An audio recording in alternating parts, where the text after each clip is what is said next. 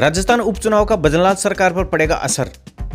BJP ने ऐसा plan तैयार किया कि कांग्रेस की होगी मुश्किल। राजस्थान की 6 विधानसभा सीटों पर उपचुनाव होने हैं, जिसके लिए बीजेपी ने अपनी नई रणनीति बनाई है। बीजेपी इस बार 6 सीटों पर सिर्फ नेताओं के कहने पर टिकट नहीं देने वाली है।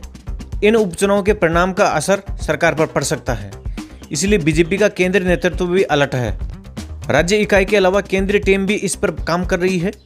दरअसल यहाँ की जिन 6 सीटों पर उपचुनाव होने हैं, जिनमें से एक बीजेपी की है और बाकी 5 कांग्रेस और उनके गठबंधन की है। इसलिए अगर इन 5 सीटों में से बीजेपी 2 पर भी जीत पाती है तो एक बड़ी जीत मानी जाएगी। खासकर देवली उनियारा, दौसा, खींवसर पर भाजपा की नजर बनी हुई है।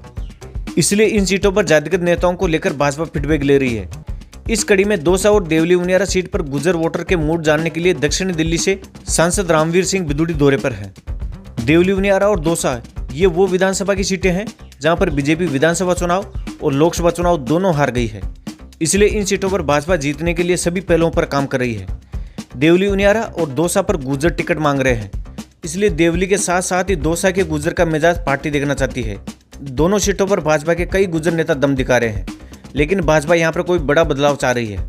दक्षिण दिल्ली से भाजपा के सांसद रामवीर सिंह बिदूड़ी देवली उनियारा में मीटिंग करेंगे, जिसमें गुर्जर नेताओं और कार्यकर्ताओं से फीडबैक लिया जाएगा। इस फीडबैक को दिल्ली में दिया जाएगा। उसके बाद दौसा में भी कार्यकर्ताओं से फीडबैक लिया जाएगा।